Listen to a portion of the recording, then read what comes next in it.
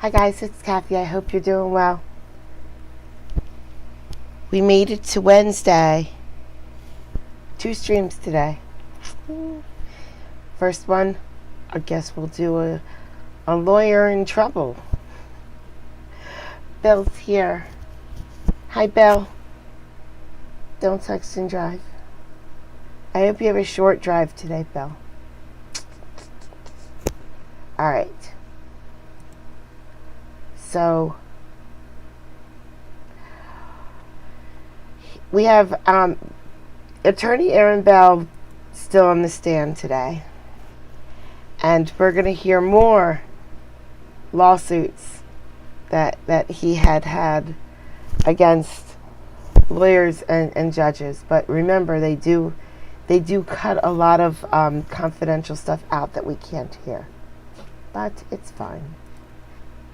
So, this is the lawsuit that you filed, and then you said it's John Coyle and Michael Miller were the defendants?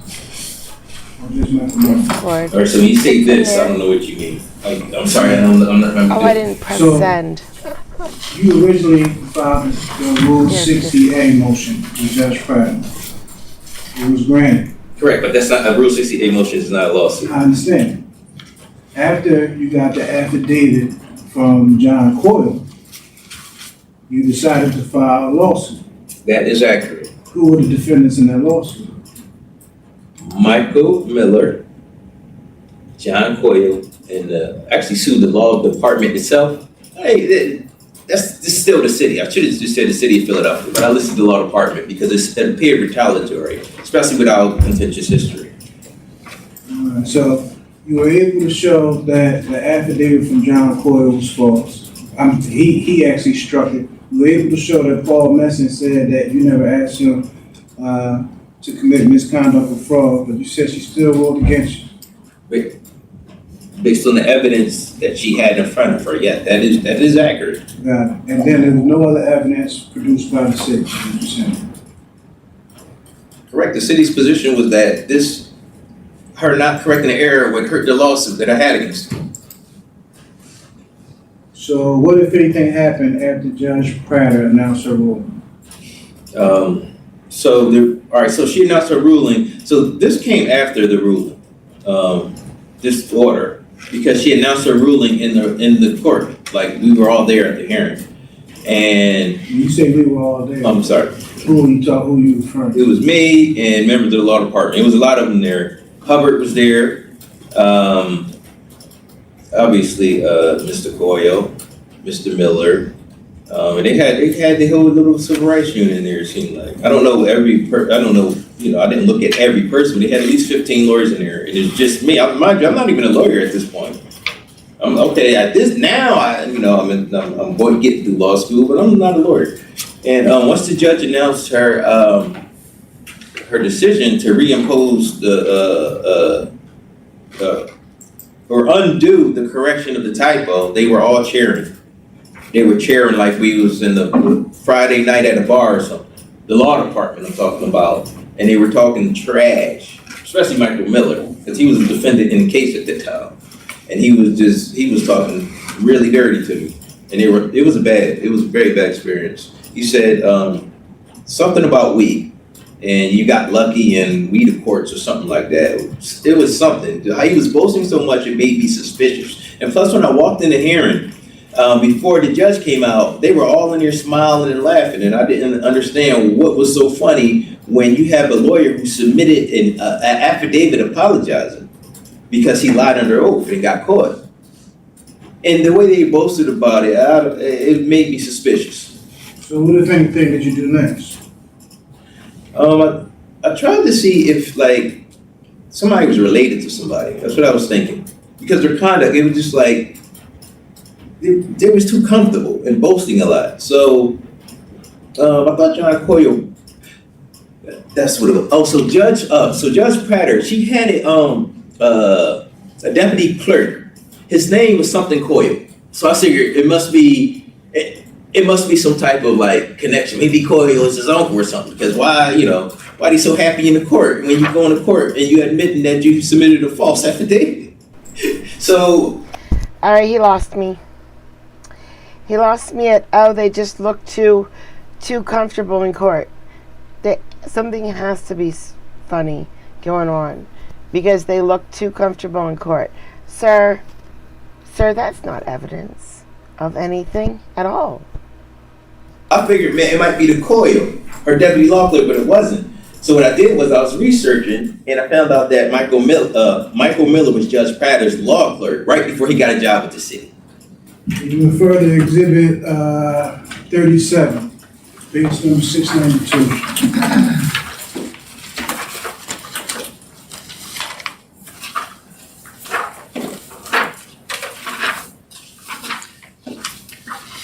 I'm there. Is that the Michael Miller you speak of? That's definitely Michael. And this is what I found. I found that, and he was a deputy solicitor, and he was working with this. Yep. If you look on page, I think it's page 6. These can't see the stamp on it. It has to be 694. And yeah, I had an older version though. But yeah, that's him, and that's because the older version I saw of this. That's why I was like, yeah, there's a connection. Because they was just too happy, and why would the judge? And nobody ever told me. No one told me that Michael Miller was Judge Prater's prior law clerk before this. Nobody said nothing to me, and I was wondering when I went into court for the hearing on the Rule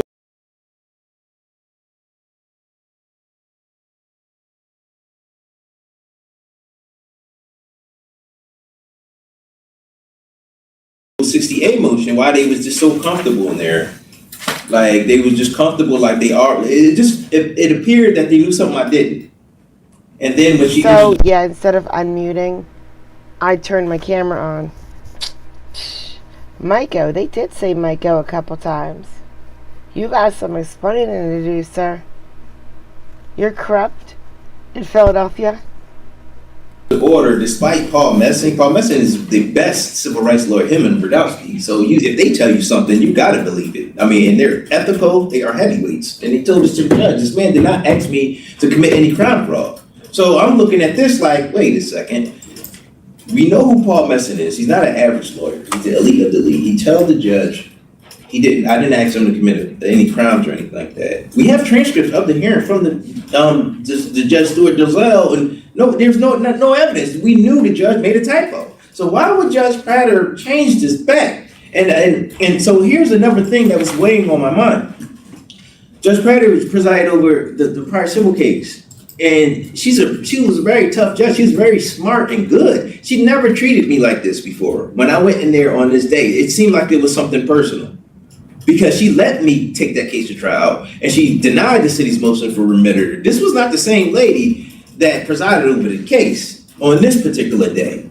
And I'm not going to disparage her legacy. I still think she was a good judge. I was mind boggled by why would she enter an order saying that I committed a crime fraud when the lawyer who presided over the matter comes and tell you that's not the case. And the record of the actual hearing proves that. And then I found out that she's connected to Michael Miller. He was her prior clerk. And then at the time of this hearing, she knew there was a lawsuit pending that I had against the city and Michael Miller in his personal capacity.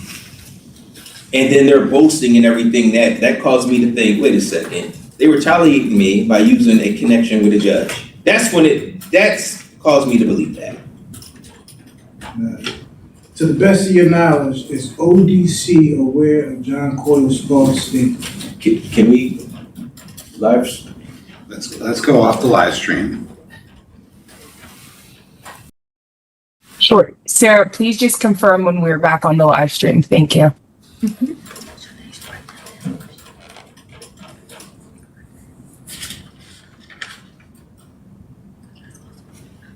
We are back live. Let me just say that last colloquy that we had while we were off the live stream, that's going to be designated confidential in the transcript. Proceed, Mr. Becker.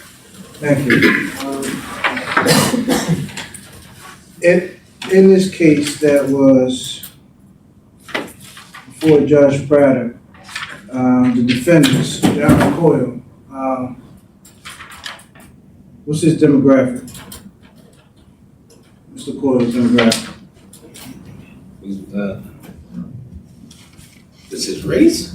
You're asking? Yes. He's Caucasian.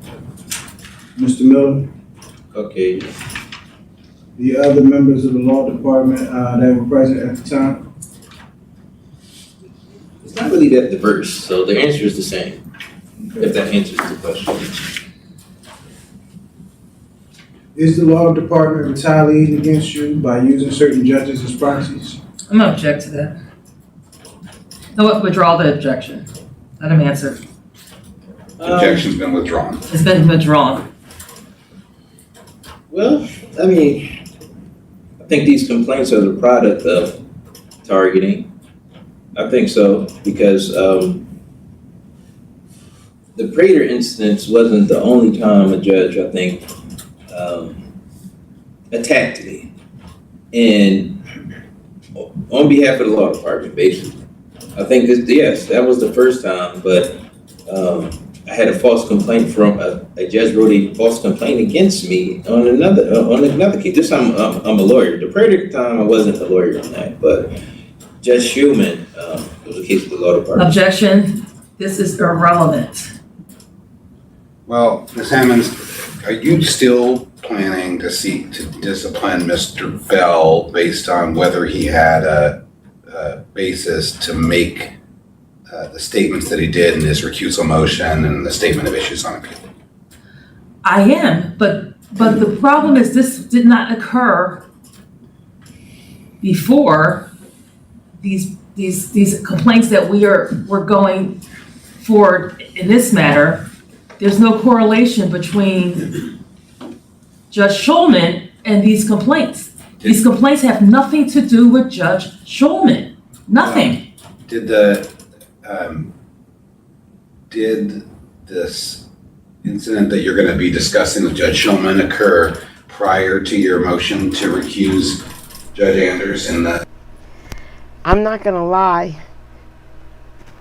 I maybe understood 20% of what is being said in chat.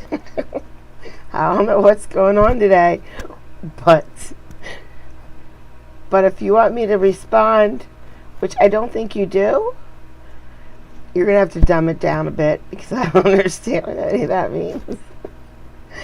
Brad, me too. Maybe that's why I can't understand chat. Miller and Myers case? I don't think it did. I think that came after. So this issue and did it come before or after the statements in the statement of issues for the appeal? It came. Okay, we got two appeals. In other words, what I'm trying to understand, because I think this bears on the objection that's been made, is when did this complaint by Judge Schulman come up relative to the Miller and Myers cases? Was it before them, after them, or while they were going? All right, so they were pending at the same. Are you trying to get something removed or trying to get past information, past data? Because if it's trying to get past data, like data from the past, it was there and you need it, you're never getting it, ever. Time. The statement that we're talking about, that happened, I think that's, let me be clear here. The statement that we're talking about, because Miller and Myers and the case we're talking about with the statement, they were pending at the same time.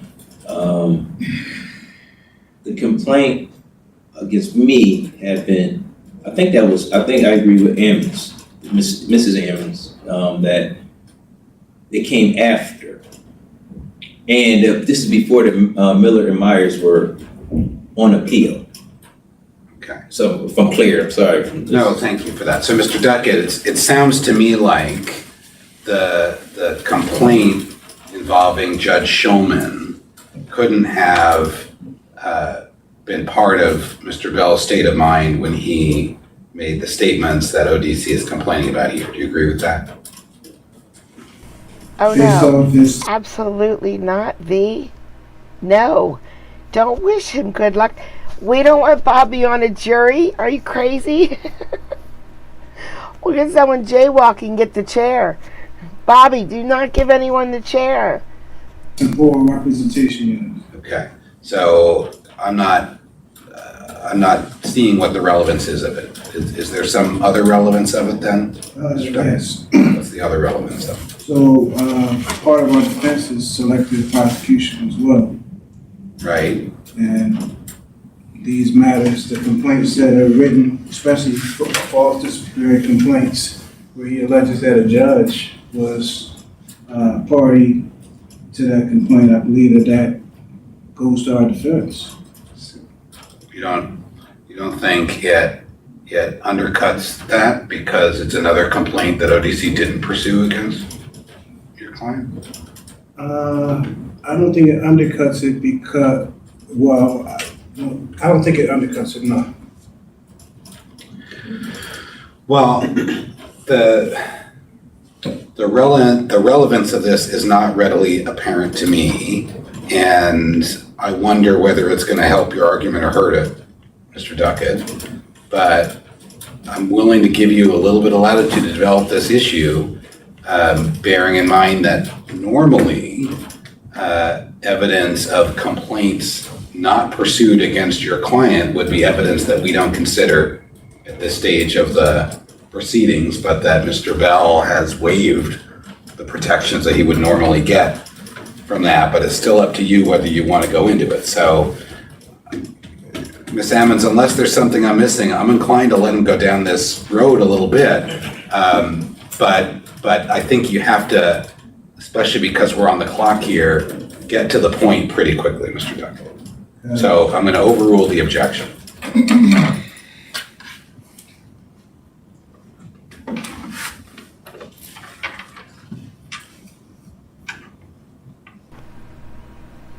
I'll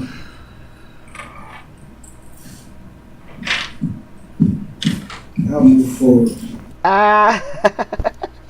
I'll move forward. He just said he's hanging himself. He needs to stop. But go ahead, hang yourself. I'll move forward. But wait, changes his mind.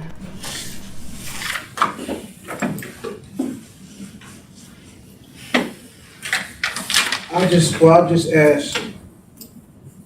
ask one question, or a couple questions just with regard to that. We talked about Judge Schulman's complaint. Did you notify,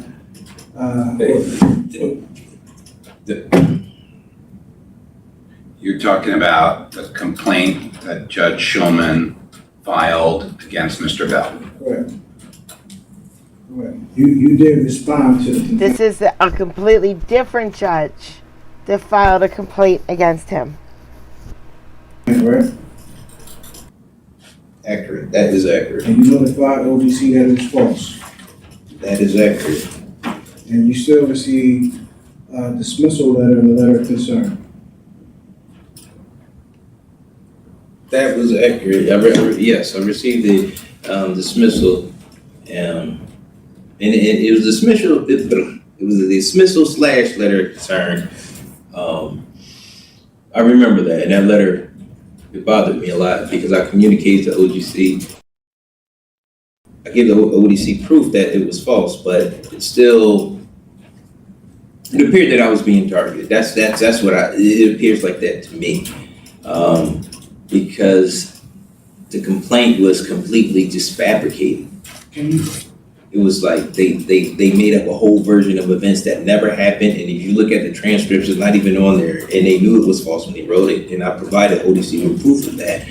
And instead of just dismissing the case, it issued a letter of concern. I thought that was, I feel like I'm being bullied.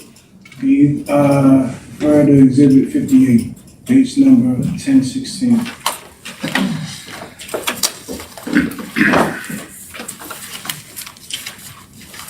Wait, I'm sorry, you said what? Page number 1016. Exhibit 58.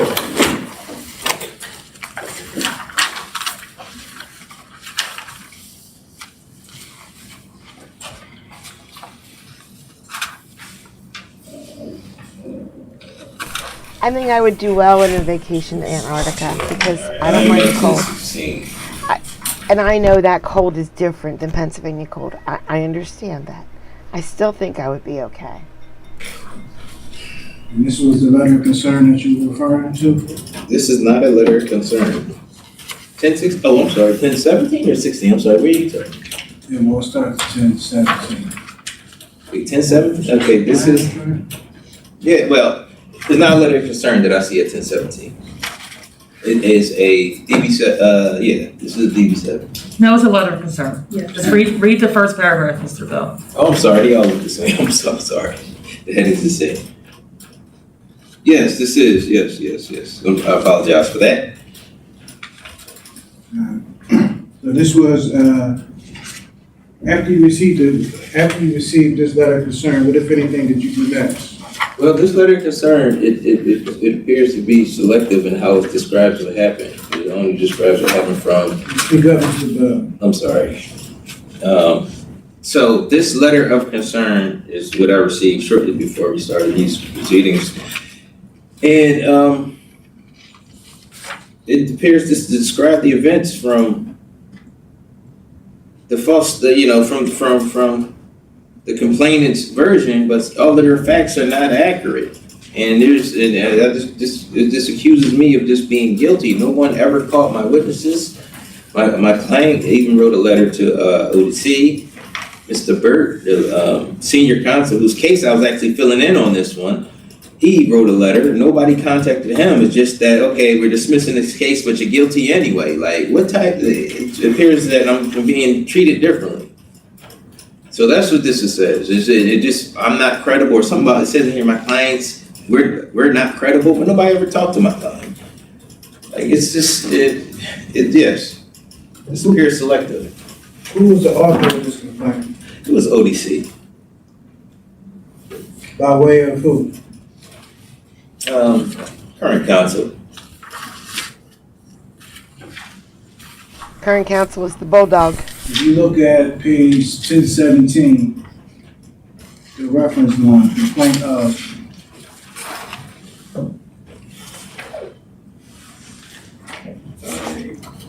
It says the person who complained about, the people that complained about me was Nicholas A. Cummins and the Honorable Susan Iris Schulman.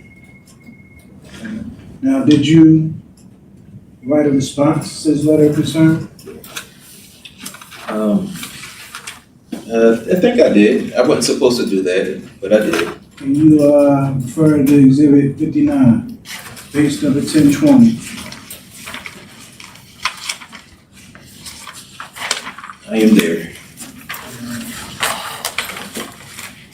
Was that your response? This? Yeah, this is what I responded to. I wanted to have a hearing on it because, and I had my counsel, so I shouldn't have did that, but I did because I just wanted to know, why am I being treated differently? And the allegations against me were completely, like, plainly false, in my opinion. Like, in fact, not my opinion, the facts. Because the letter of concern say I was guilty anyway. Like, how do you say dismiss the case but you're guilty? So I said, well, just bring the case. And then I did ask ODC asked her a question, a question. Like, I was curious. Can I read the paragraph or no? No. Yeah, okay, all right. Yeah, so that's what I responded to. Not on the live stream, you can't.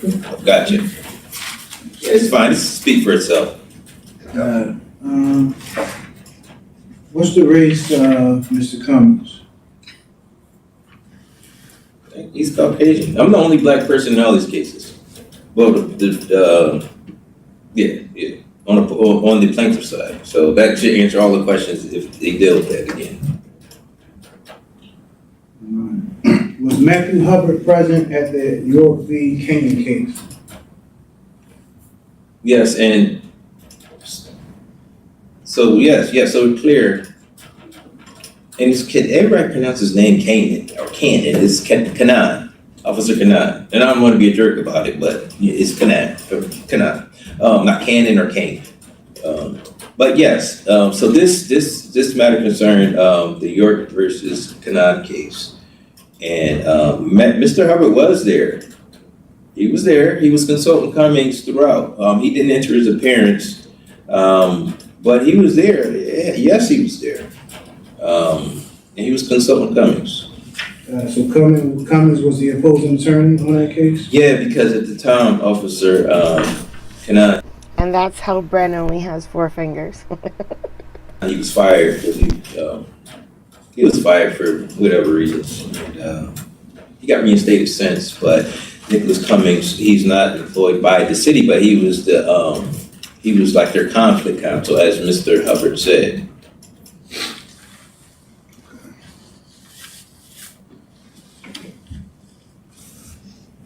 I want to switch to the Murphy case. In the Murphy case, Judge Rubino dismissed your client's case and accused you of misconduct. Unfortunately, yes. And that is a different judge that accused him of misconduct. So we're up to, I think, 4 right now.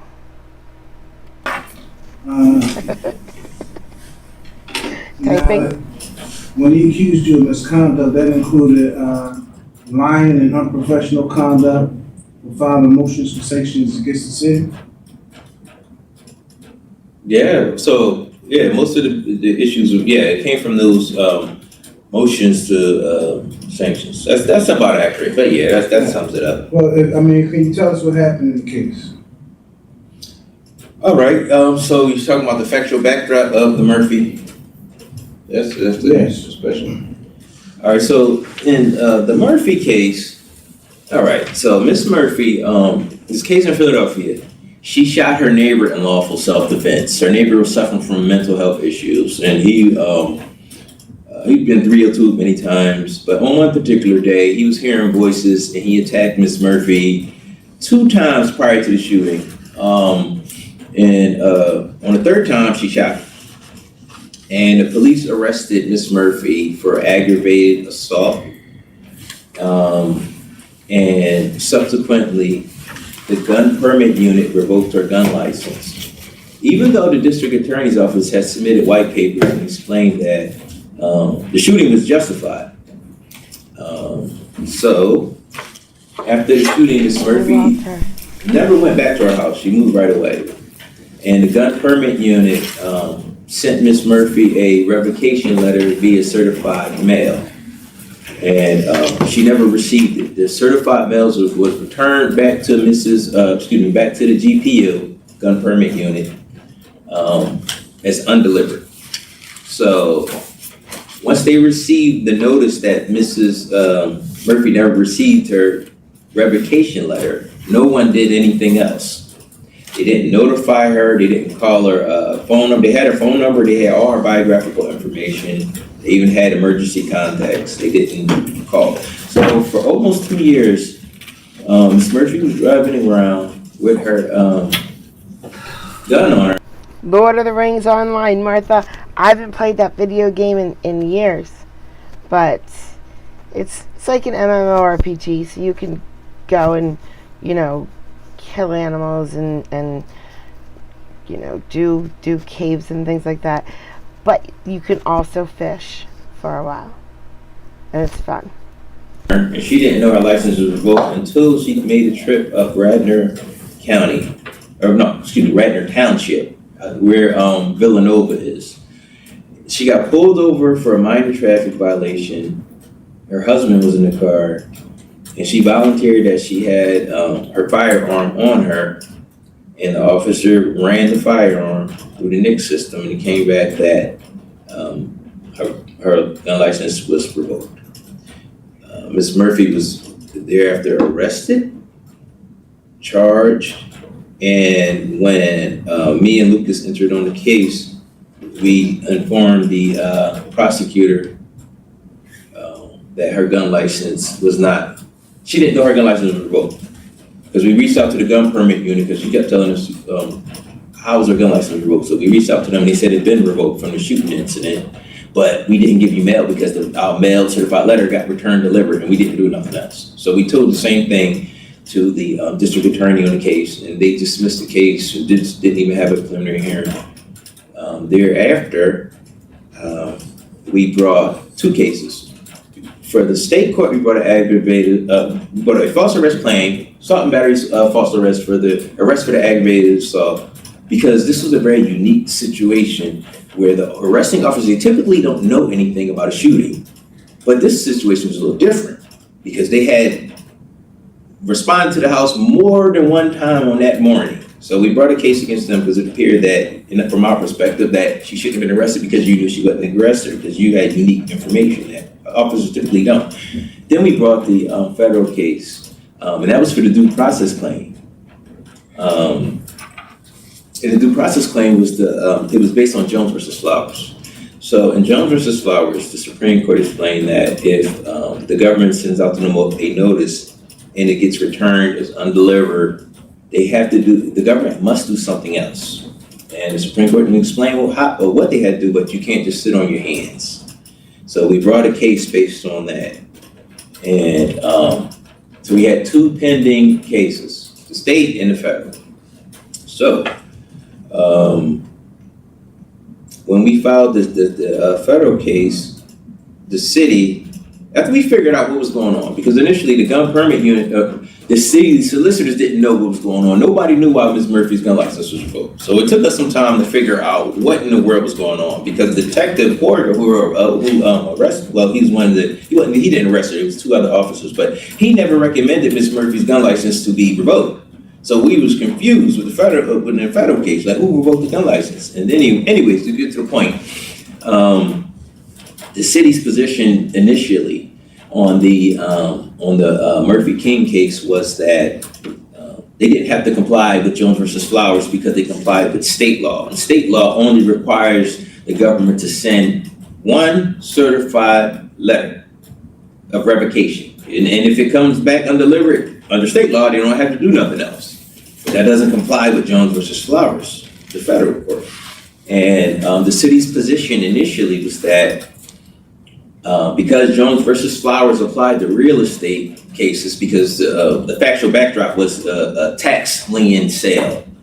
And they argued that because that concerned real estate, the city didn't have to apply. So that ruling was confined to real estate matters. And that was their official position. But initially they did not, they agreed with us. They didn't have a policy, because they said we comply with state law and we didn't send anything. So once we knew she didn't get service of her revocation, we didn't do anything else because we don't have to. That sums up what happened. That sums up their position. I filed summary judgment motions, and all of a sudden on the night motions were due, the city lawyers produced all of a sudden new evidence and new witnesses. Now they say they had, they always complied with Jones versus Flowers. And this was the night the summary judgment motions were due, approximately like 30 days from the projected trial pool. And they had a new story. And at this point, the case was pending for 2 years. And they produced in their late night summary judgment motion and a declaration from Deputy Police Chief Healy. He was an inspector at the time. And he said he knew since 2014 that the city had always complied with the Jones. He didn't specifically mention Jones, but he said he has personal knowledge that... What is Silver Side? Is it fish, maybe? The city sent both regular mail and certified mail. The problem with this was that his declaration that was submitted on the night the motions was due 2 years after the case, and mind you, he was never disclosed, and the initial disclosures never mentioned nobody ever mentioned anything about Francis Healy having knowledge. And it was his declaration was diametrically inconsistent with what the boss of the unit said and the people who were in control of the mail. Totally different night and day. And to get to the point, I've reported this to Judge Rubino. I filed a motion for sanctions eventually. I supported my motions with the evidence, with the depositions, with the interrogatories. And to be clear, no one said I didn't do discovery. I did discovery. And Rubino, I don't know, he accused me. I told him the truth, and he accused me of misconduct. And he even mentioned in his opinion the douche machina, and I don't know what that means. At the time, I know what it means now. But he blamed me. I did nothing but tell the truth.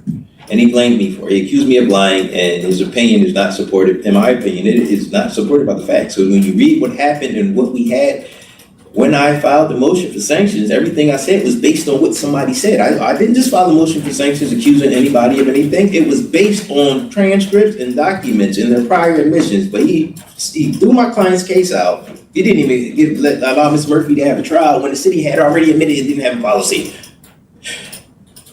And he told me I had to pay the city $5,000. Which, I didn't care about the $5,000. My thing is, you deny this lady a trial. Did you believe his rulings had a factual basis? Absolutely not. Can you refer to Exhibit 1, page number 1? Give us a moment, because that's in a different binder. We'll be in that other binder for a while.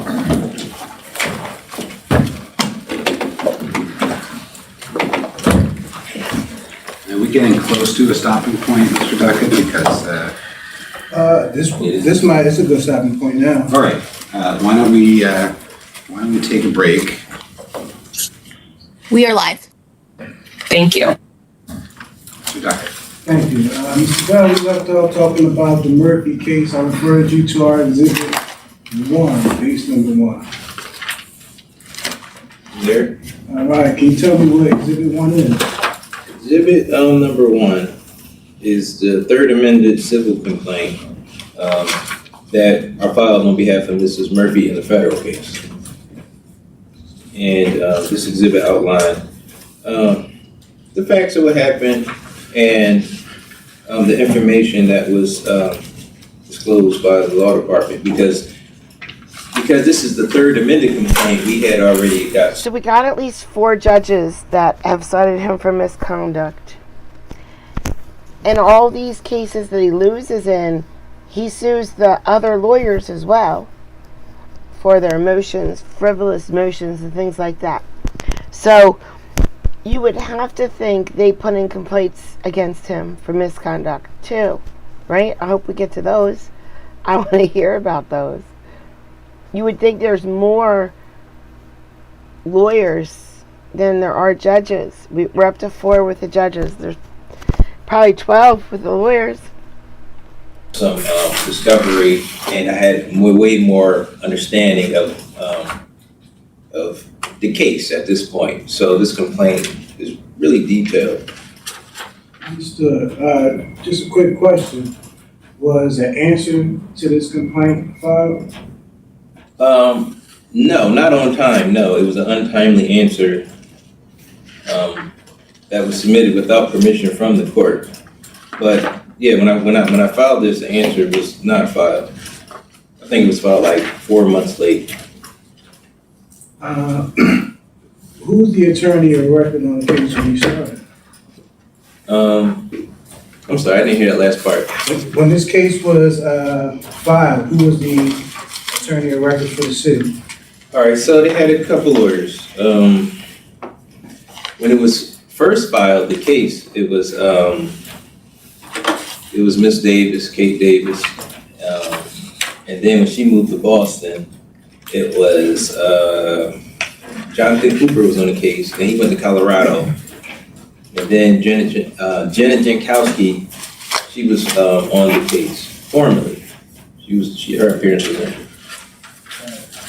Can you refer to Exhibit 2, case number 17?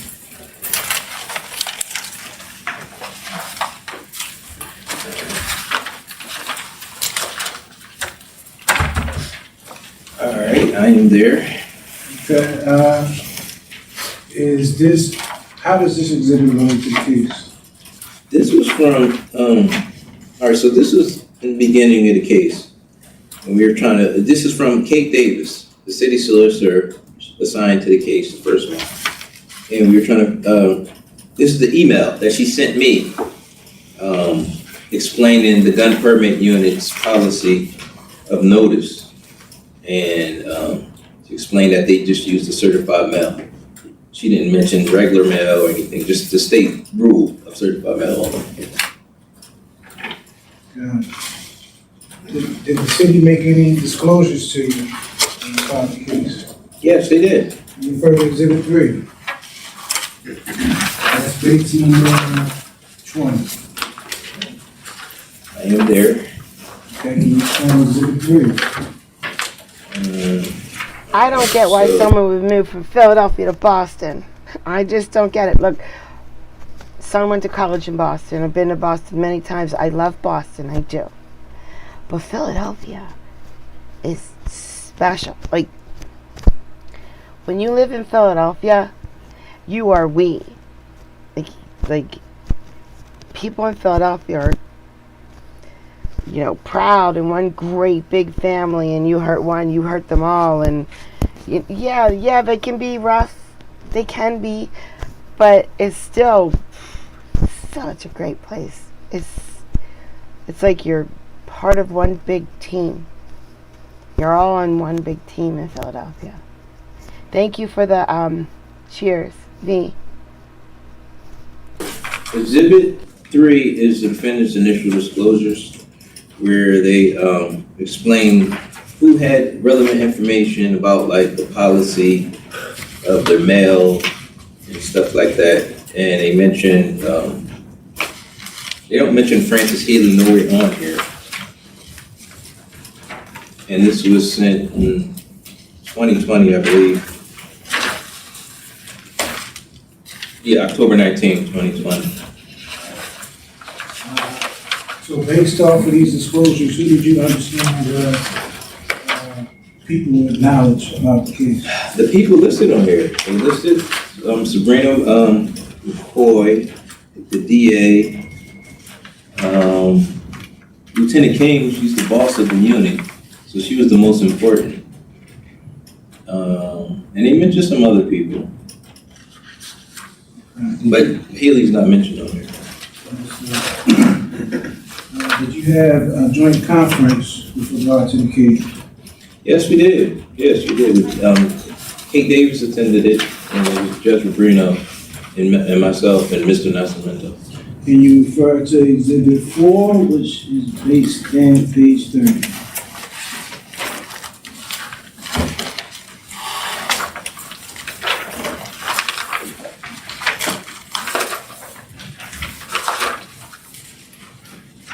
I am at page, I'm there. Okay. What is this exhibit? This is the joint 26F report that me and Ms. Davis filled out together, in which we both, and we provided this to Judge Rubino, in which we explained both of our parties' position on just the entire case. And we just discussed our positions. And at the end of this, the city acknowledges that a letter was sent to Ms. Murphy via certified mail, was returned undelivered, and no additional action was taken on there. And in my position statement, I was saying that our version of the bill. And we had a legal, on page 2, causes of actions and defenses. And each party submitted our theories on what the law would be. And we cite Jones versus Flowers, and the city argued that that didn't apply here, amongst other things, because there was more than one claim than the Jones versus Flowers. There was other due process claims, but the real case was about the Jones versus Flowers violation, and that's the only issue that survived like further litigation. And you said it's the city's position that that case you talked about, Jones v. Flowers, didn't apply? Yeah, that was their position, because they were saying it concerned real estate, and the case wasn't like a civil rights case. It was like a tax, so it was a tax case, as I said earlier, and somebody didn't pay their taxes, and the city was going to take the property, and it was a notice issue. So the city's position was that, well, that dealt with real estate, and that doesn't deal with what we have in front Don't set tea on fire. Just don't. of us. And our position was that no, the due process principles announced in that case, it applies to everything. And this right here is just a summary. They discussed this more in their motions, the 12B6 motions, but here we summarize all of our arguments. So it's not just a Jones versus Flower discussion, all of this. Here. So you mentioned some of the people named in those disclosures. You mentioned Lieutenant King. Did she do sworn interrogatories? Yes, early on she did, yes. All right, can you refer to Exhibit 5, which is this in page 38?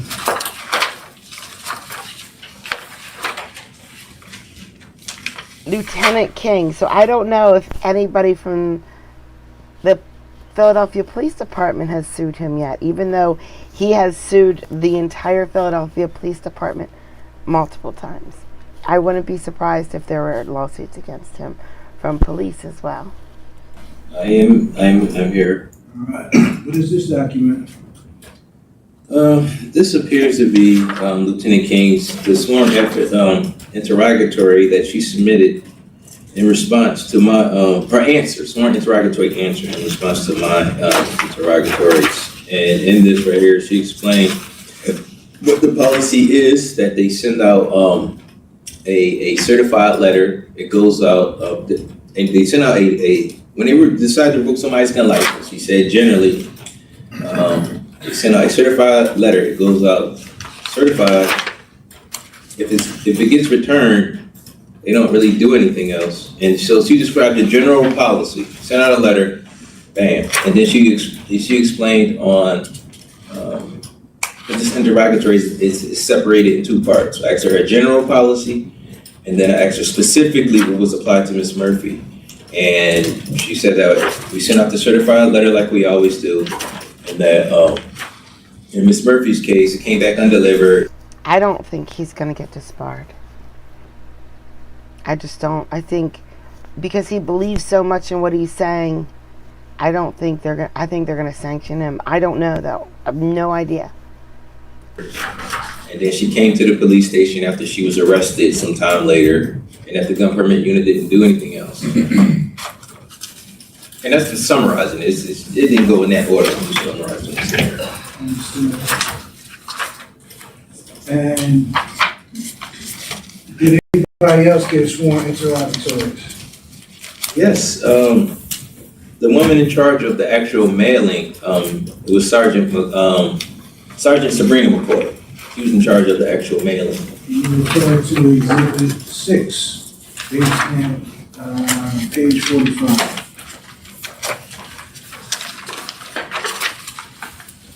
I am here. What is that document? This document is the answers and objections to, this is Sabrina McCoy's responses to our interrogatories, asking her about information and what she knew about the case. And in here, she explains her duties and responsibility.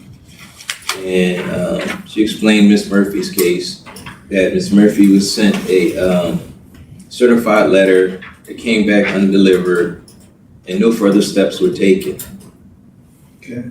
Up to this point, had either Lieutenant King or Sergeant McCoy mentioned Francis Hill?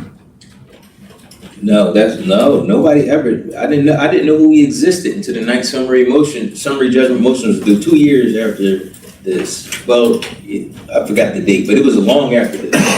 So I didn't know he was a person. Did Lieutenant King and Sergeant McCoy do depositions initially? Initially, McCoy did, but first he wanted to depose Lieutenant King right away. And the city said they're not going to produce their witness unless I give them a copy of a question and answer that I was going to ask the witness. Yeah. And I thought that sounded absolutely absurd. And Kate Davis was on the case at this time. This is before she went to Boston. And she said the position with that was that we didn't personally name. No, she said we personally named Lieutenant King as a witness, but she didn't understand that we sued her in her official and personal capacity. She didn't understand the distinction. So she said, well, you're not suing the city, you're suing King, no, the complaint specifically says the official and personal capacity. So he's running around circles. And she just refused to show up. We sent a properly noticed deposition. This is early on. I think this was before this third amended complaint. And she did not produce her witness at all on purpose. Can you refer to Exhibit 7, base stamp, page 51?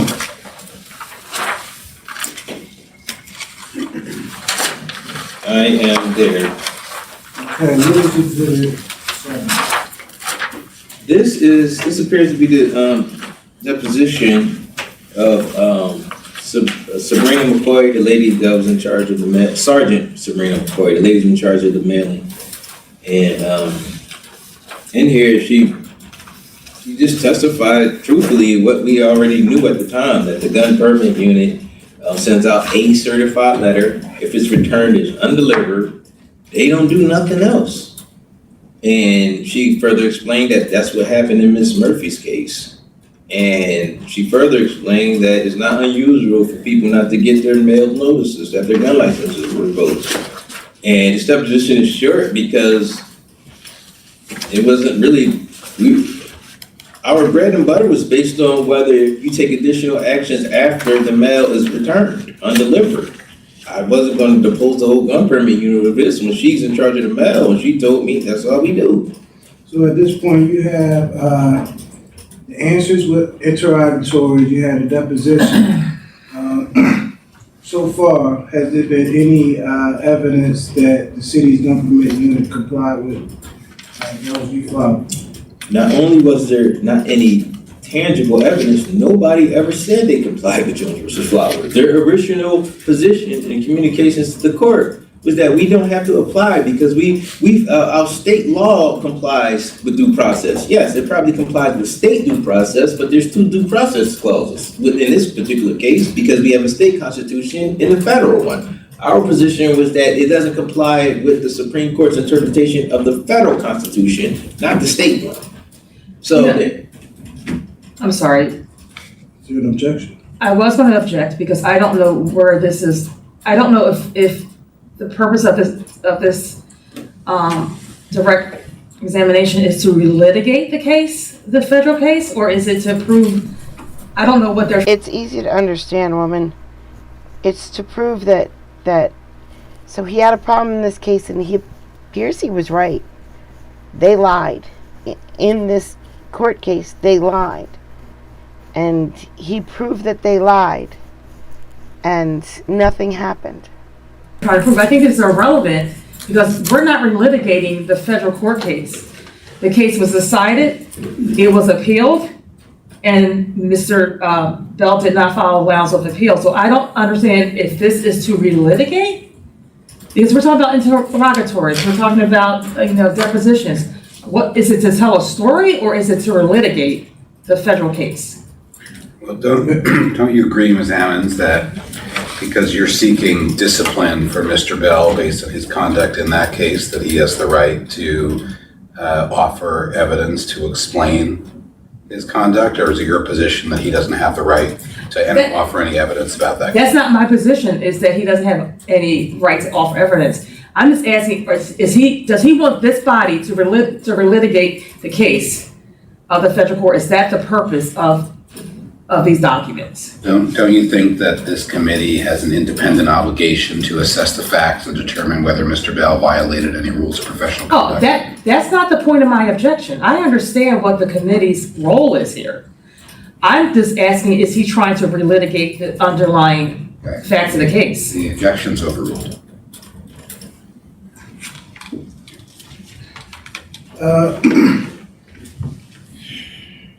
Now, you said that Sergeant McCoy was available for depositions. What happened with Lieutenant King? we sent because she's the boss of the unit, and she's the best person to talk to.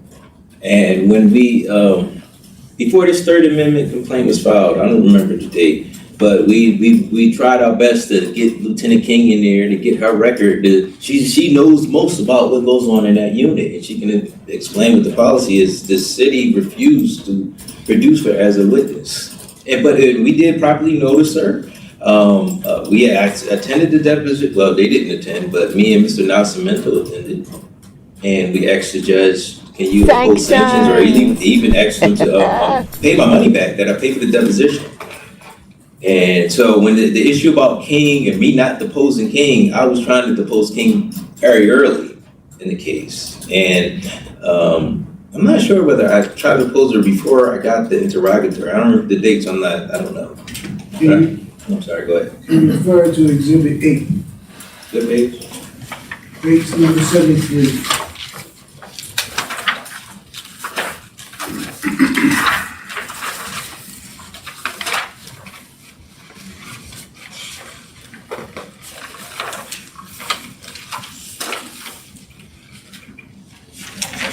All right, I am here. Okay, what is Exhibit 8? All right, so this is the plaintiff's motion for sanctions against the defendant King for willfully, I think so, I made some typos on this thing. But yeah, this is the motion that I filed. Speaking of bacon, how are you, Josh? How are ya? Seeking sanctions, or at least recovery of the money I spent for the There was a deposition. typo. Because I properly noticed Bacon with ham is a great typo. Great. Amazing. Wonderful typo. the deposition, and Miss Davis like deliberately refused to offer her witness for the reasons I stated earlier. And I'm not going to give her a question to answer when I'm going to ask a witness. I never heard anything like that before, and I didn't have an obligation to do something like that. It sounded crazy to me. And I explained this in addition to other things in this motion I filed with the court, because this was filed after they failed to show up to the deposition. And I put exhibits, I put a bunch of emails on here between us back and forth. I submitted this to Judge Abreu. Can you refer to Exhibit 9, What page? page number 90?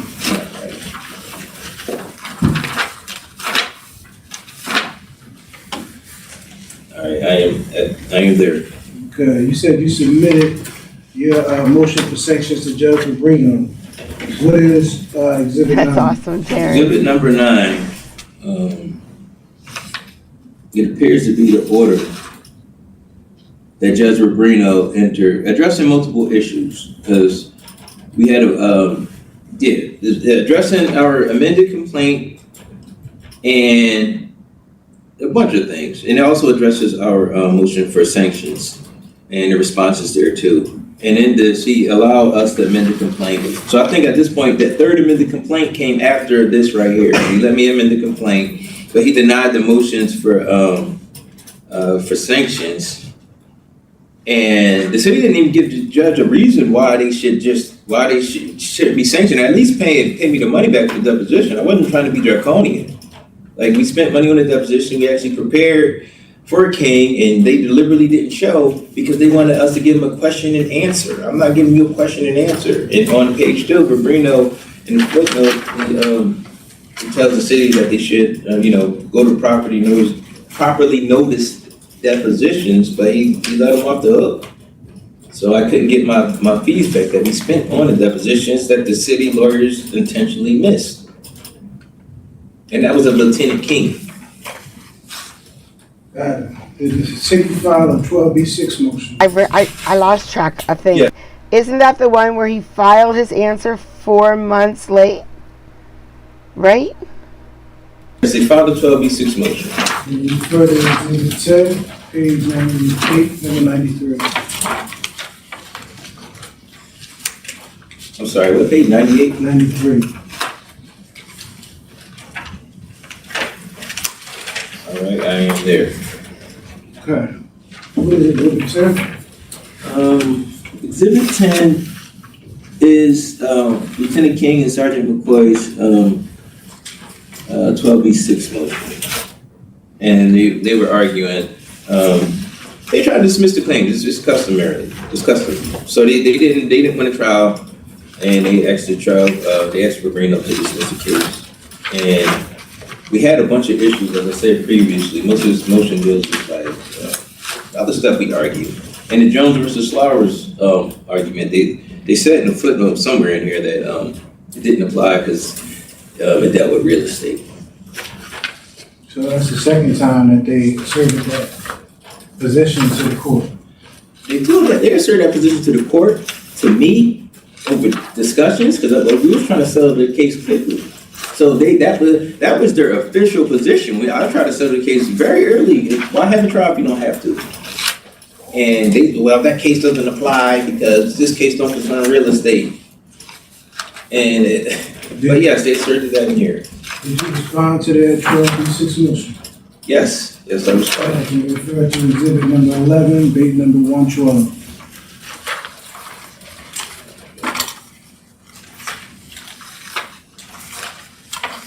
All right, I am at 11. What is exhibit 11? Exhibit 11 this is my response to the city's 12B6 motion. And in this motion, in addition to dealing with the issues that are really like the other due process issues outside of Jones versus Flowers, in here I addressed the Jones versus Flowers matter. And I think I gave it like a bunch of pages, like 4 pages of argument. And I asked the court to, to just apply the law and do not the Constitution does not only apply to real estate. That's like 4 pages on that, explaining that the city's position is not tenable at all. So, was there a scheduling order created for this case? Should you have read The Ballad of Songbirds and Snakes, Kelly, before you could read the newest book? Or could you just skip that one? I don't care about President Snow. I don't want to read that book. So if I don't read that book, can I still read Hamish and be okay? I'm sorry. Scheduling order was created for this case? Yeah. And you look at exhibit 12, page number 140.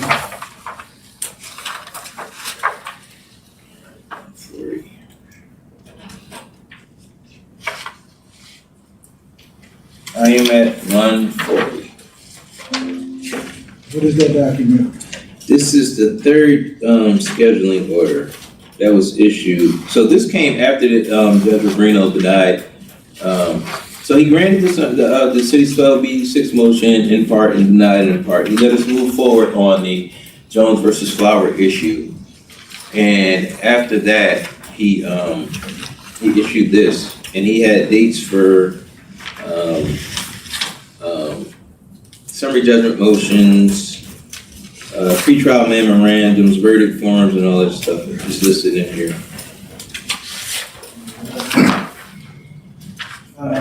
Did you file a motion for summary judgment? I did eventually, yes. You refer to exhibit 13, page number 143. I'm there. Use that document.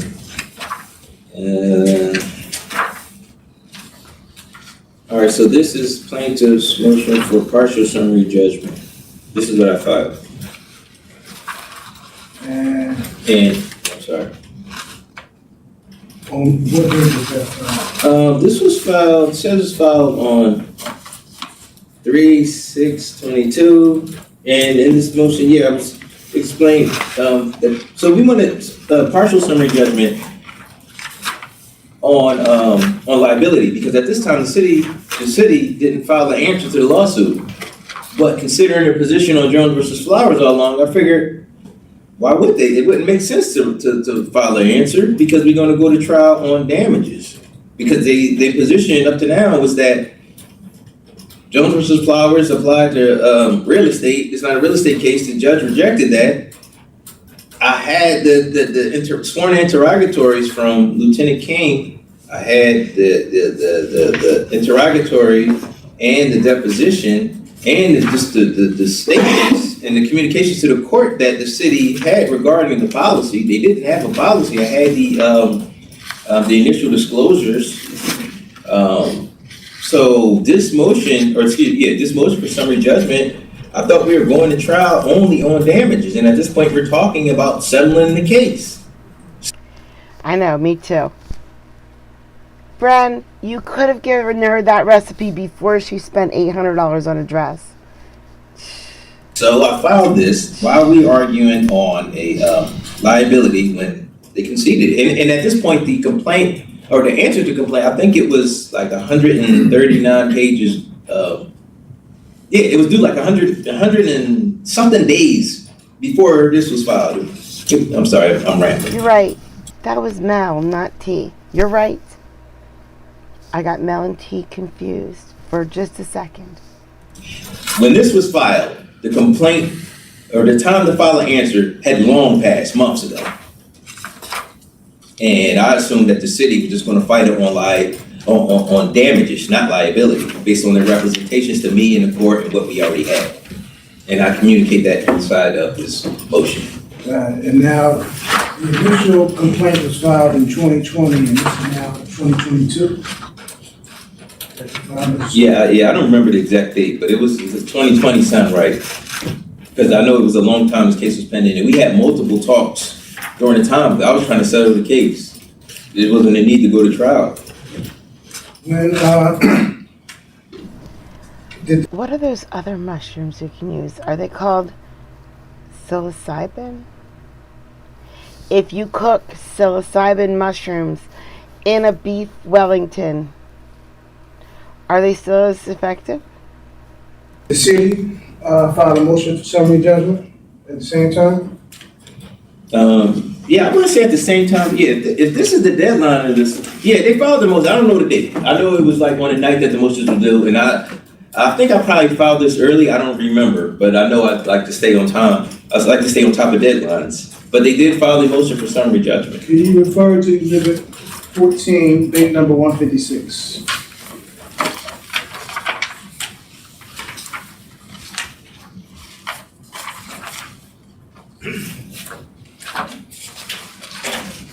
I am there. What is Exhibit 14? Alright, Exhibit 14 appears to be Defendant Lieutenant Lisa King's motion for summary judgment, submitted by the city of Philadelphia. Yeah, if you cook the magic mushroom. Philadelphia at that time? Is it so magic? The lawyer They make tea with whose it, then, name was probably. actually entered, it was Ms. Jankowski, but yeah, to answer your question, yes, it was Jankowski. And then,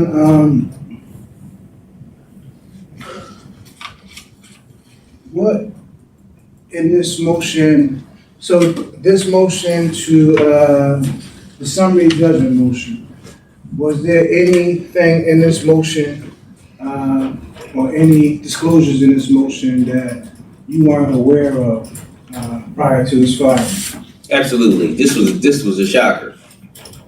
This was an absolute shocker. So in this motion for summary judgment, the city states for the first time that they always had a policy, or that they had a policy to comply with Jones since 2014. And attached to this is a declaration from then Police Inspector Francis Healy. We have mushroom farms around here, and they have mountains of cow poop, mountains, huge mountains, and that's where they get their mushrooms. Now you know. Stating that he had personal knowledge that the gun permit unit had sent both regular mail and certified mail. And this was the first time anybody ever mentioned Francis Haley. This is the first time anyone ever mentioned anything about a notice process, in addition to the certified mail only that I was told for the whole 2 years or so this case was pending. And this aroused suspicion because at this time, I don't know the exact date, I know it's in the scheduling order, but the trial date, the projected trial pool date was like literally like within a 30-day period of this, so on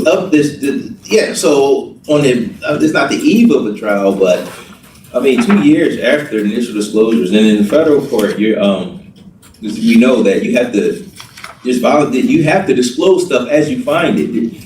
So if you find information, you have a duty to disclose it to the other party as you find it, if it's material. Nobody ever mentioned Francis Healy. Nobody ever told me we sent certified and regular mail. And there's another point with this that I knew it was false. I know the guy who does the gun permit, the attorney for the gun permits for the gun permit unit. His name is Bradford Richmond. I don't know if he's still there, but he helped me with my client, some clients on other cases. If anybody had knowledge, it would have been him. So when they say Francis Healy, and I'm looking at the initial disclosures, it's like a slap in the face. And then the story changed because Rubino did indicate that this is after he denied the city's 12B6 motion. He indicated at some point that, well, if the city had any policy, if they did anything in addition to just send a certified letter that could comply with Jones versus Flowers. And he just made that statement. But yeah, he just made that statement and that was it. And Healy's declaration is conveniently my perspective, considering what I knew at the time, it was too convenient. And I filed the motion, man. I asked if we can exclude Healy's testimony. He was never produced as a witness. Y'all got a new story. The trial was like 30 days from the day. This case been pending for 2 years. It's inconsistent with everything that you told me. Can you refer to Exhibit 15, date number 171?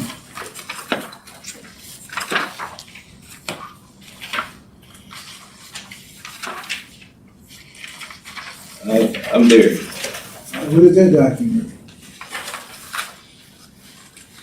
This is the declaration of Staff Inspector Francis Healy, and in here in here in paragraph 4 he talks about how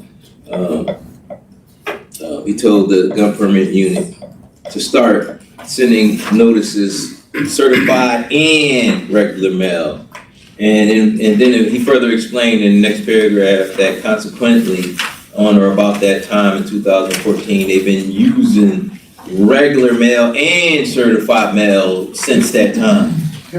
So I'm looking at exhibit number 15, date number 173.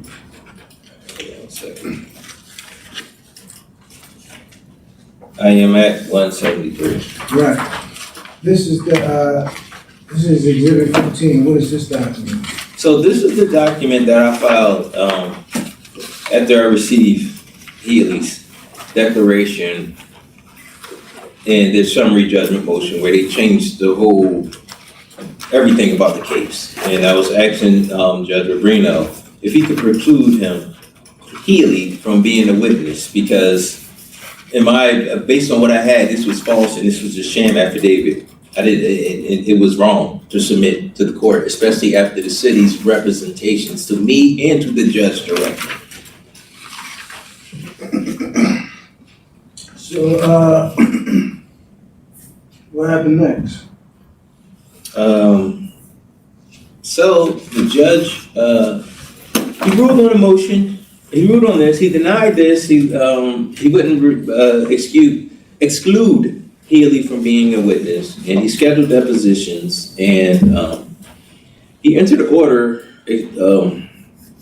ordering the city to explain why Healy was never disclosed previously, and explain does the policy even exist? And does the people in the gun permit unit, if the policy really exists, are they even aware of it?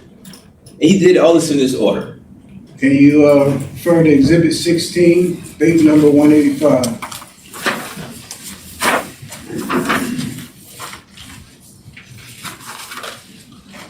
I'm here. What is this document? So this is the order that I was referring to, that Judge Rubino denied my motion to exclude Healy. He denied both of our summary judgment motions, my first summary judgment motion and the city summary judgment. He denied both of those without prejudice. He denied my motion to exclude Healy to be a witness. And he ordered depositions of both King and Healy. And then on, let me see, in the paragraph 3, it's kind of long, but in there, he does tell the city to explain the circumstances of Healy. Like what, matter of fact, he also said, have somebody with knowledge, provide me with a, affidavit, explaining like when it was discovered, when Healy was discovered, and does the gun permit unit no exist. So I'm summarizing it, but it's right there. Understood. So, you mentioned earlier that at this point in time, this case was just about ready for trial.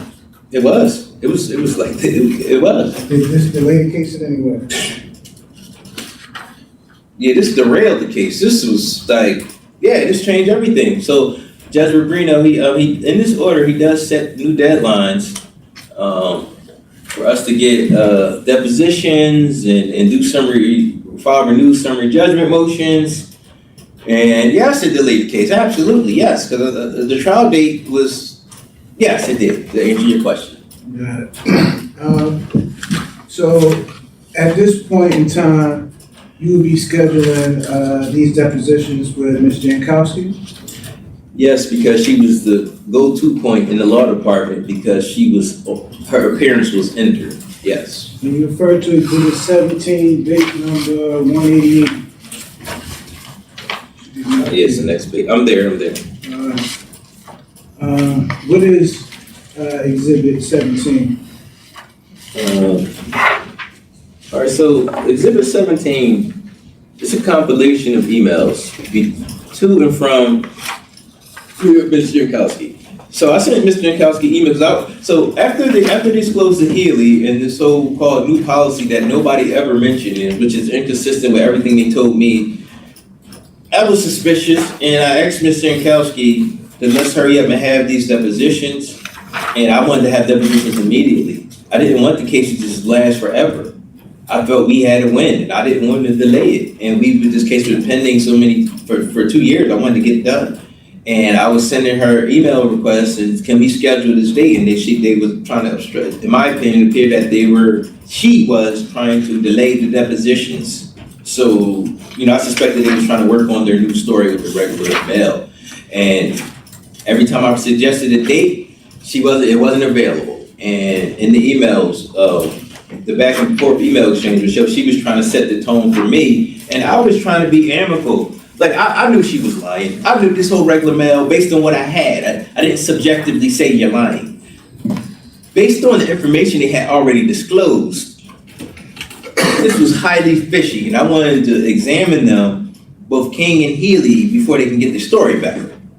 And Jankowski, every time I proposed a date, she kept saying she wasn't available, and it got so bad that the original timeline that Judge Rubino set for us, for both parties to do our depositions, he had to extend it because Jankowski's witnesses were not available, and we eventually resolved it, and we got the depositions done eventually.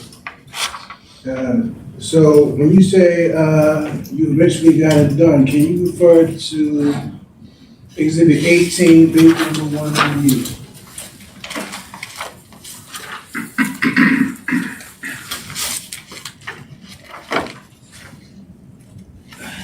I'm there. Okay, what is that document? This appears to be the deposition, the remote deposition of Lieutenant King. And at the deposition, King alleged for the first time that the city sends certified and regular mails. And at this deposition, Lieutenant King also acknowledged that her original interrogatories, her sworn interrogatories describing the general procedure of the gun permit unit's notice policy and her explanation of the policy as it was applied to Ms. Murphy. She said everything she initially said was accurate. She said it was 100% accurate. And the deposition is really long, but Okay. Oh, I'm sorry, go ahead. With that said, I just want to refer you to a couple pages in the deposition. All right. Page 109, well, it'll be big number 226. And to the deposition transcript, it would be 109, lines 18 to 23.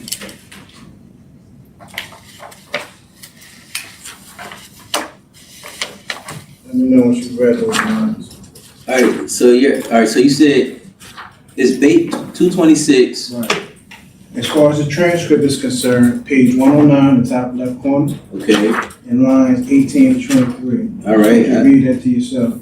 okay.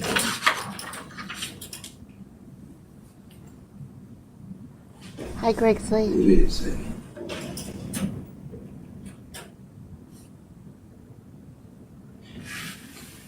Yeah, I think I made a mistake. So I'm tired, forgive me. Did I identify, who's at the deposition did I identify this as? Did I say King? You said Hill. Haley, okay, I'm sorry, yeah, I need some rest. All right, yes, this is Haley. This is Haley's deposition.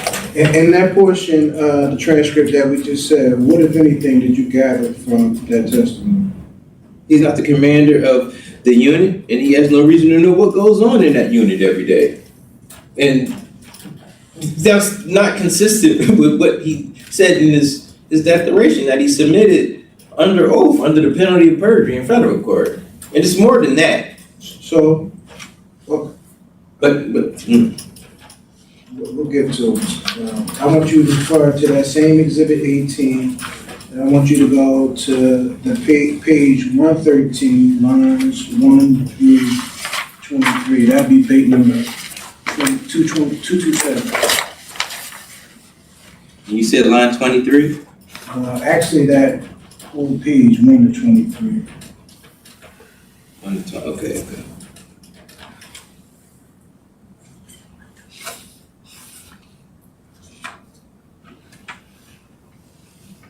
Which page are you looking at? Page number 227. Right. And transcript 113. Okay, thanks. So,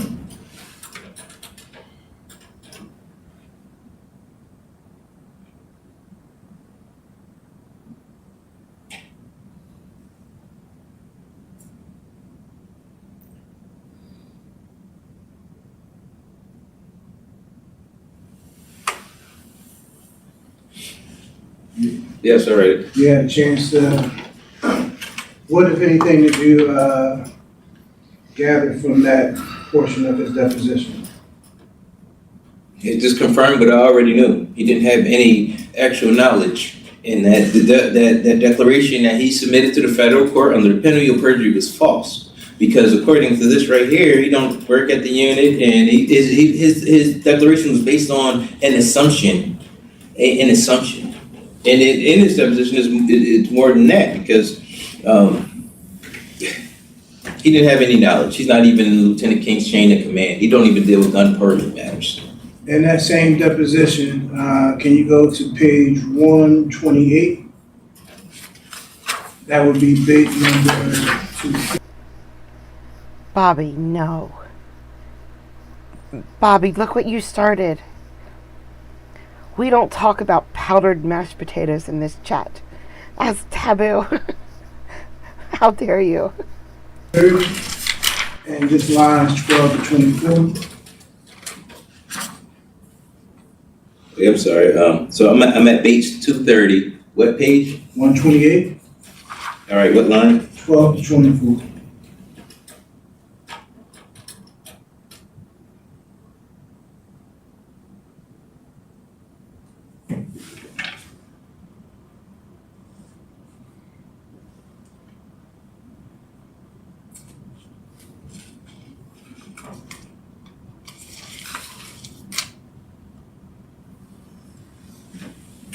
All right. All right. After you read that portion of the deposition, what if anything did you gather? So after Inspector Healy made his recommendation to King to send certified and regular mail, according to him, he never even bothered to, he didn't have occasion to know if that, to summarize it, to know if she even followed that, because he, I saw a recipe for potato gravy the other day. I've never had potato gravy. I don't think I would. I like regular gravy a lot. I make the best oh man, my gravy is so good. I don't know how I feel about potato gravy. I'm not saying no to it, but you cook the potatoes until they are like gravy, and then you add, salt and stuff for a taste. But I don't know if I could do like potato gravy on biscuits, or you know what I mean. You see, yeah, he dealt with it prior to 2014. So he made his recommendation in 2014. That's when he dealt with the gun permit unit. But since he made his recommendation, he never had occasion to see if they was actually following a policy. So it was all based on an assumption that King would just take his recommendation and no further investigation to see if they was actually following the and regular mail. So essentially, are you saying he testified to policy and not practice?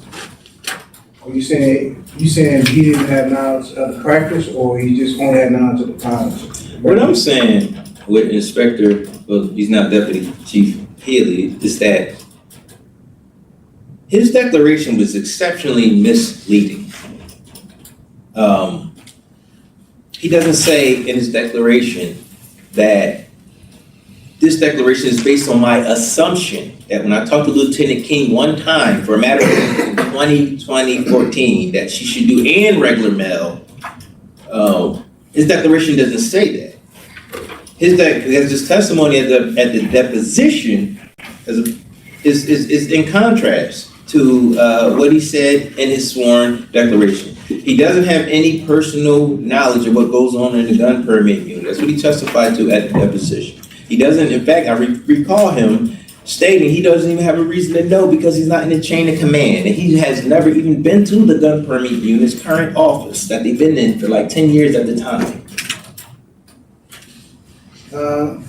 Based on your knowledge, was he able to produce any evidence to support the regular mail claim? You said, I'm sorry. Based on your knowledge, was Healy able to produce any evidence to support the regular mail claim? I asked him, and I think he got smart with me. It's in his deposition. It's kind of long, but I think his response was, "How am I supposed to know, Consul?" It was something similar along those lines, and I really remember there. I just remember the body language and everything too. He was like, "I was crazy. We're here because you wrote this deposition explaining knowledge of this policy." And I asked him, "Man, can anybody can you show me a regular mail?" And at this point, the city had already produced. So look, yeah, that's right. At this time, they kept records of all the mail that was sent back that couldn't be delivered. It was like 187 people who didn't know their gun permits were revoked. And we had the letters. They took the names off to protect their privacy, but they had all the certified mail receipts on it. So discovery was already done. And there was not one piece of single mail and none of that. They're all certified mails. And I asked them, asked him, where do you have any proof? He said he wouldn't have a reason to know. He's a police inspector, but that's not even his unit. He's not even assigned to gun permit matters. So he didn't have no evidence. And he did fill in. The reason why he actually had some knowledge of the gun permit process is because he testified that in 2014, one of their lawyers was not available, and he had to fill in because he's a lawyer. Definitely, and he's a police inspector. So he filled in and handled those gun permit revocation cases, and for a brief period though. He was never assigned to the unit. He just filled in because somebody was absent, and he was a lawyer. If he couldn't produce any evidence. You mentioned that this wasn't his unit. Whose unit was it? This was, they both got promoted. It's Deputy Police Chief Frank Benor. He had all the information about gun permit. And I didn't know that because I was going by their disclosures that they told me. It's the law department. They know the government better than me. So I'm operating off their disclosures. They didn't even mention Frank Benor in there. And Healy explained it. He explained the structure and how it works and how he's not even a part of nothing with gun permits. Frank Benor is the one. And Frank Benor. I'm sorry, go ahead, I'm rambling. You mentioned earlier that Lieutenant King failed to appear at one of the depositions that you scheduled? Did you ever depose him? At this point, no, at this point I did not, because I had all I needed to prove that he didn't comply with Jones versus Flowers, because I had their admissions, and nobody gave comply with Jones versus Flowers up until this point, and they didn't even file an answer to the lawsuit, and that their answer was due like months.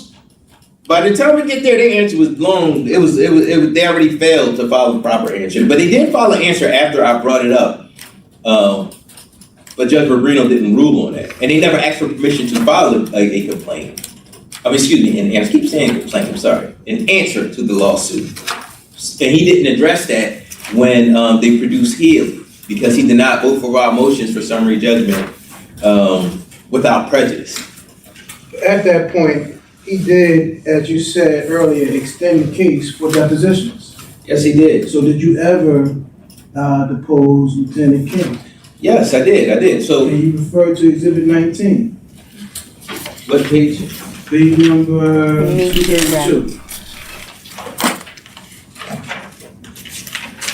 Let's see, it's King's deposition. Yeah. Now, Brent's talking about Foster's. I want to take your attention to page 13 of the deposition, which would be debate number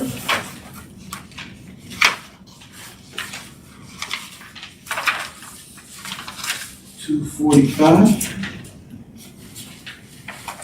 I'm there. And if you can, I'd like you to read lines 18 and 21 to yourself.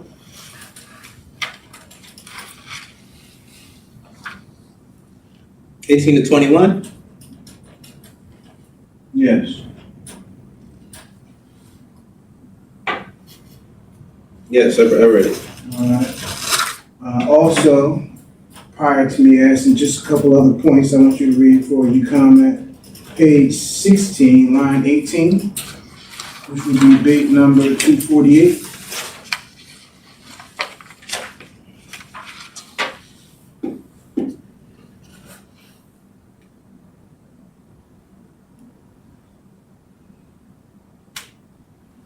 All right, I read it. And then I'd like you to refer to page 33, which is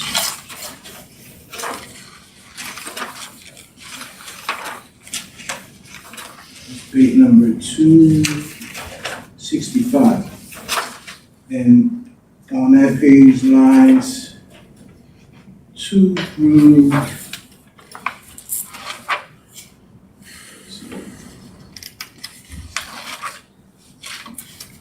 sorry, I don't put the right one.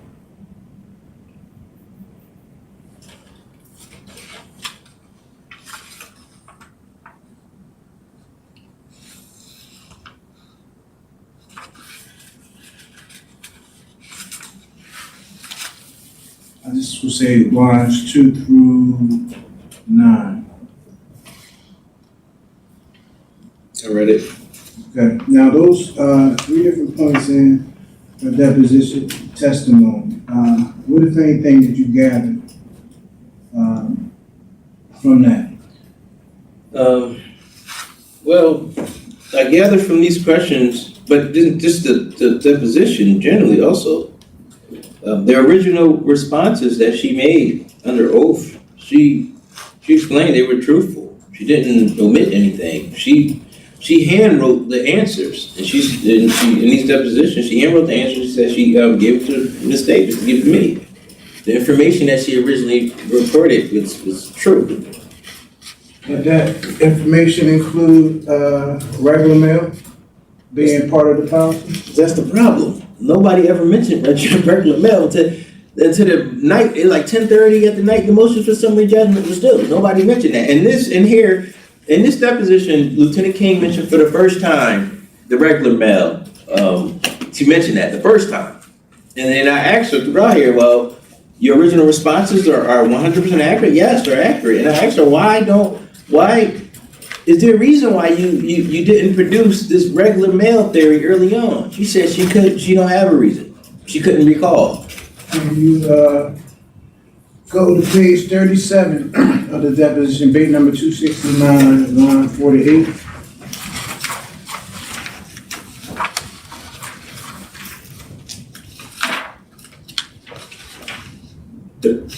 Page 2, is that 69, what line? 48.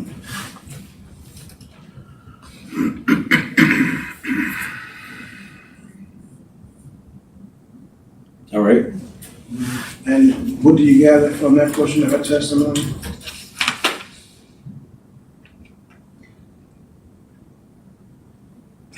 She don't know why she didn't mention the regular mail.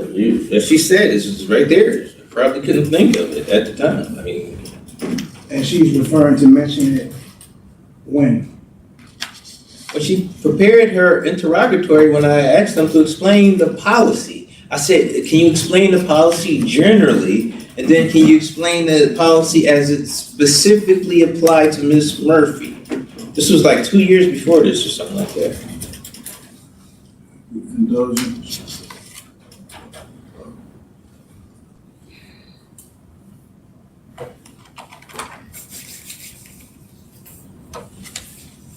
Can you turn to page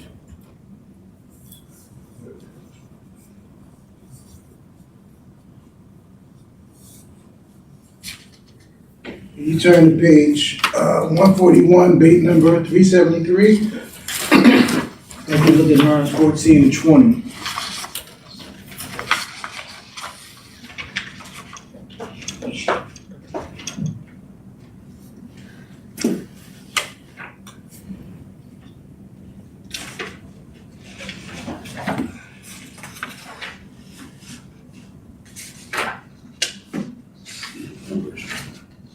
All right, 373, what line? Lines 14 and 20.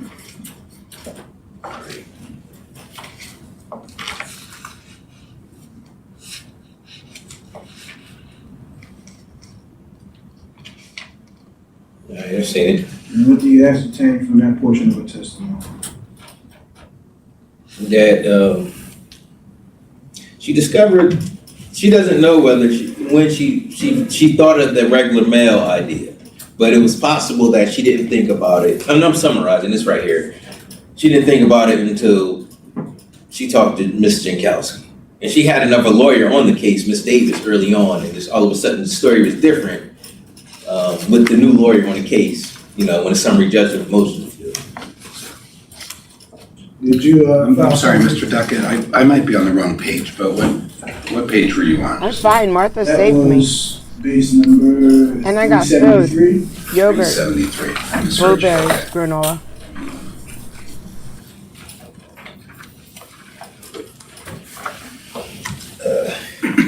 And that was lines 14 to 20.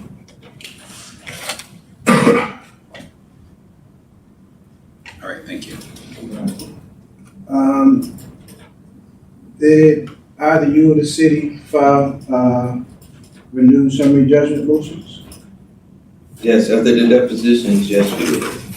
I'd like to refer you to exhibit 20. That's page number 417.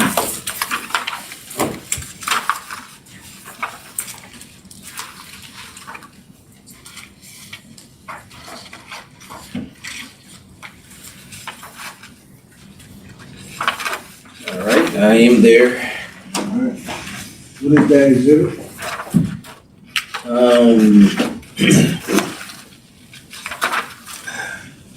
This is plaintiff's renewed motion for partial summary judgment. This is the renewed motion for summary judgment that I filed after the depositions of King and Haley. And based on the information that we discovered from the depositions. Did the city also file a renewed summary judgment motion? Yes, the city did file a renewed summary judgment motion. Take your attention to exhibit 21, and that's page number 447.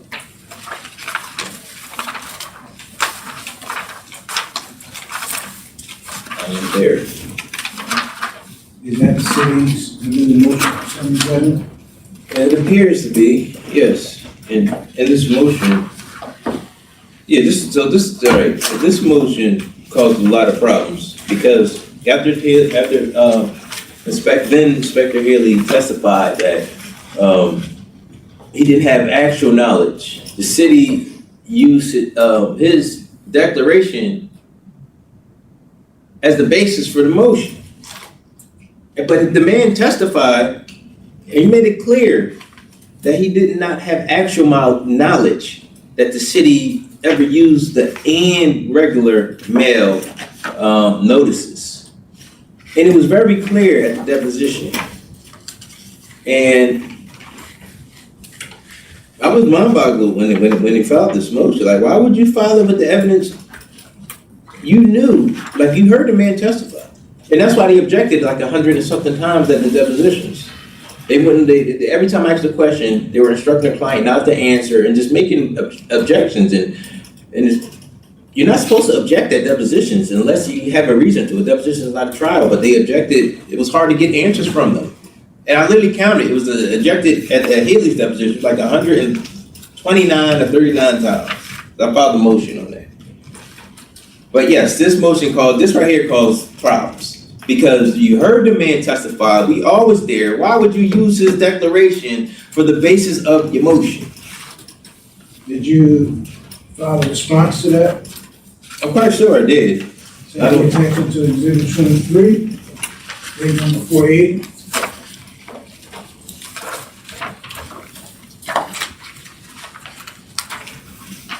I am there. What is this document? Wait, 23, page 480. All right, this is, I'm sorry, go ahead. You gotta try Doritos in walking tacos. Changes everything. all right, this is a judge's order. So remember how I told you about the how the state case was, so we had the parallel cases. We had the aggravated assault case in state court, and then we had the federal case. So around the same time, for some reason, the cases seemed like they was going along, like the scheduling orders on both cases seemed, it was running together. It was really weird. But this right here is my motion that I filed in the state case. My response to, so around the same time the summary judgment motions were filed in the federal case, Ms. Jankowski filed in the state court case a motion for summary judgment, asking Judge Promlich, well, we didn't know who was the judge at the time because they rotated state court, but asking the court to dismiss Ms. Murphy's case in the state court for the arrest for aggravated assault, and she argued to the judge that it should, Ms. Murphy was never arrested, so there cannot be a false arrest. When I seen this, I almost fell out my chair when I seen her motion. Because, wait a second, we were trying to settle both cases because she was arrested for aggravated assault. We have 3 defendants pending in that matter in state court. Her gun license got revoked because of the arrest. And we talked about settlement. We talked about discovery. Why in the world are you filing a motion in state court asking the judge to dismiss the case because the client was never arrested? I thought it was insane. And this was around the same time they produced the Haley document. So then I seen, oh no, this is a pattern of lying. They want to defend this case by fraud. And it became very apparent when I seen that state motion, and then after that the Haley, and I just thought she was just lying at that point. It took me, I was shocked. And so this is the motion I filed. It has court's order on the front, but this is the motion where I alerted the court that Ms. Jankowski is trying to produce a defense with fraud by lying to the court. I had to tell the judge. You filed that, did you, I want you to look at exhibit 24, page number 530.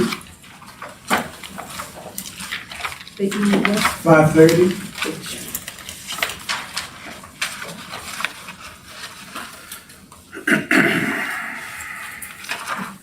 So 530, yeah. What is that document? So this is related to that motion. Thank you for the cheers, B. So after Judge Promlich denied the city's motion for summary judgment, when I alerted the court that it was a false statement, that my client was never arrested, it wasn't even disputable, So I said, well, that false statement could be used as an admission at the civil trial. And now this is my motion that I filed, asking the court if we could use that, because use Ms. Jankowski or the city's false statement that my client was never arrested as an admission that you knew your arrest was false, because why would you be lying? So this is, I filed in that Horger Murphy case. Yeah, but even disappointing people are still pizza. You were talking about, I guess you said it was Judge Crumlish with the state court. Did you file anything to federal court, Judge Rubino? Yes, I did, because of the summary, the totality of it all. Because the summary judgment and state motion was found in close and temporal relation between the time that she filed the Healy motion, and I just noticed the pattern. And then I filed motion for sanctions against the city, especially after the depositions were done, and they still use Healy as a witness. I would have such a great restaurant. I would have such a great restaurant. I really would. But it's just way too expensive. It's completely out of my reach. Oh yeah. Oh, I would have such a great restaurant. After he testified, they just attached his declaration on the renewed summary judgment motion after he already told everybody that he does not have actual knowledge. That just, to me, that was just ridiculous. I'll take your attention to Exhibit 25, that's page number 539. It would be called Experiencer. I am here. Where's that document? This is my Rule 11 motion for the imposition of sanctions on Ms. Jankowski for advancing patently frivolous and materially false representation to the court in her motion for summary judgment. That's that. Based on which she filed, knowing Healy didn't have information. And before I filed this, because with the Rule 11, you got to give them 21 days notice. And I wasn't trying to bully her with the case. It was just like, why are you using this attachment when we all know it's false? Because the man testified. And I gave her 21-day notice. And, I guess at that point, both sides, we dug our position into the sand, and neither was budging. But this is the motion that I filed after the 21-day notice period. And because they didn't Fine, withdraw that's the summary judgment using that declaration from Healy when they knew he didn't testify. I mean, when they knew he didn't have personal knowledge of the law.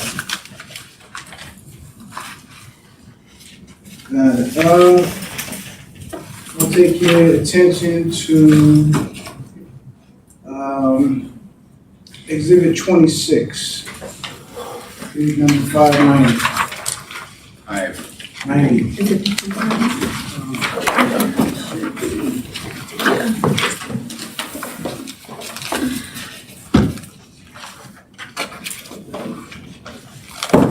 You are.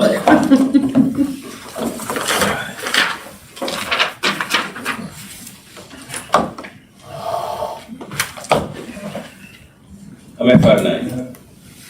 What is this document? Oh, this is the rule that I consulted. It's a professional rule. Because I really thought about it before I filed the motion for sanctions.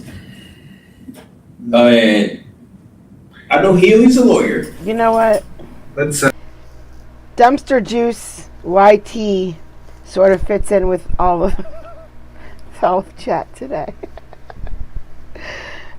All right, hold on. We only have 11 more seconds. Zach, pause. Zach, don't go anywhere. let's stop here for a moment. And can we go off the live stream? All right. All right. Zach, thank you so much for giving us this trial. It's very interesting. If you stop and listen to it, it's very interesting. Zach, thank you so much for the memberships. I really, really, really appreciate it. You know what? We do have on Discord, we have, don't we have? I thought we had food. Hold on. Show off your weather, animals, military, videos, music. There it is. Share your recipes. And there is a broomstick with missiles attached to it. Okay. Okay. Guys, all of our recipes that we want, we could put in there and we could try each other's food. So, show off your food. Thank you so much for coming out today. They do feel better. Martha hooked me up. I'm saying I would be in a lot of pain except for Martha. Martha has me hooked up right now, real good. So, we're gonna get to work. It's Wednesday. We have another stream in a couple hours. All we have to do is go to work first and work all day, and then we can come home and do another stream. We are getting to the end. We're getting there. So, thank you so much for coming out today. I really, really appreciate it. I'll see you all again in a couple hours. Just go to work, come home. Bye, guys.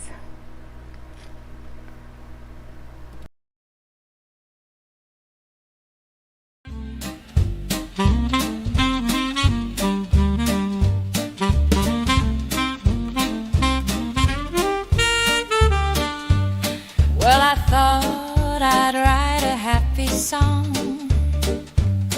I found a chat room where I belong. You don't know how much it means to me. With such a groove, I'm less lonely. Oh, Kathy's the creator, she's leading the way. At Chord Vibes, we laugh and we stay. Her smile shines bright, she's got that grace. Come join the fun, it's a welcome and play. I can count on distraction from my pain, 'cause this creator takes you there and back again. Kathy is the heart here, always in stride. Her work is hard, but her joy she can't hide. Oh, Kathy's the creator, she's leading the way. At Chord Vibes, we laugh and we stay. Her style is classy, she's always top shelf. Don't take my word, come and see for yourself. Her cases are new with a twist or two. I really like them, I believe you will too. A little lifeline passed along in rhyme. Why don't you join us? It's a guaranteed good time.